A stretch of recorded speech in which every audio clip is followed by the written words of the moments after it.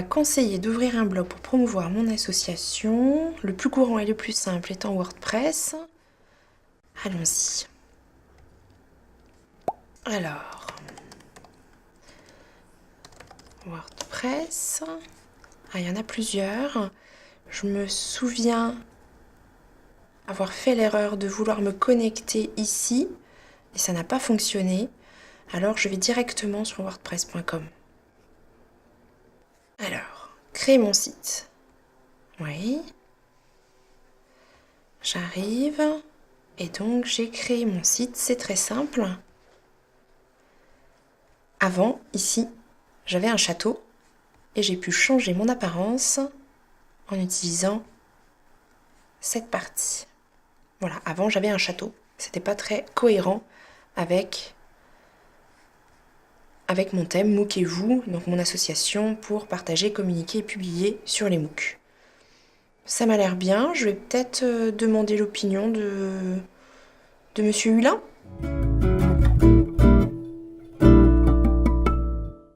Quand on observe ce site, on voit bien qu'on est face à un blog et non pas à un site web de type portail où l'information est disséminée sur toute la page sans donner nécessairement d'information de date. Sur un blog, les billets sont temporalisés, il y a une date qui est indiquée ici au-dessus du titre. Au niveau des aspects visuels, l'en-tête est assez importante.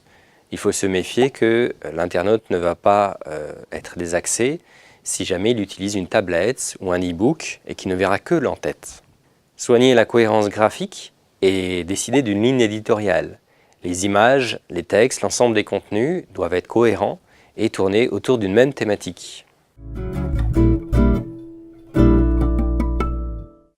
Alors, donc pour la rédaction de mon billet, c'est bien, j'ai copié-collé mon texte dans l'éditeur de texte. Sauf que là, ça ne me plaît pas beaucoup. J'ai mon lien hypertexte.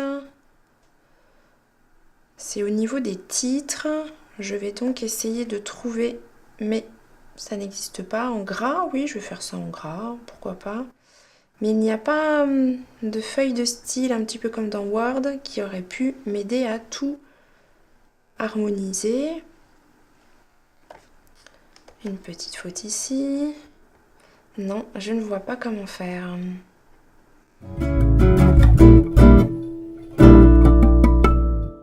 En premier lieu, je voudrais que vous distinguiez bien billets et pages. Les billets ont une date, tandis que les pages sont accessibles en permanence sur le site. Or, une présentation de l'association doit être accessible en permanence. Il vaut mieux donc que vous la mettiez dans une page plutôt que dans un billet. Attention à la largeur et à la longueur du texte.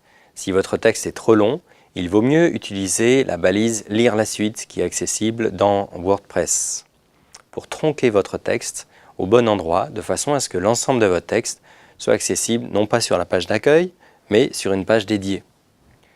Le nombre de caractères par ligne doit être entre 80 et 100 caractères.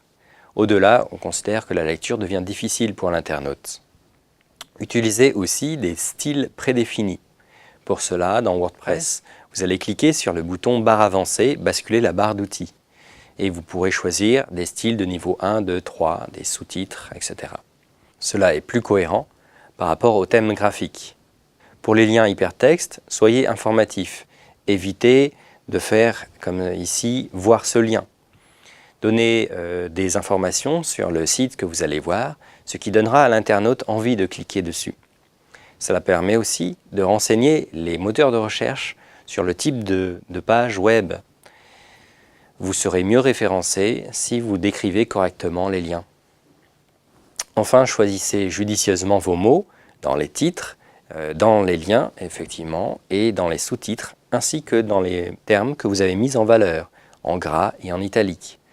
C'est l'ensemble de ces mots qui vont faciliter l'indexation, c'est-à-dire que votre billet apparaîtra plutôt vers le haut dans les résultats des moteurs de recherche.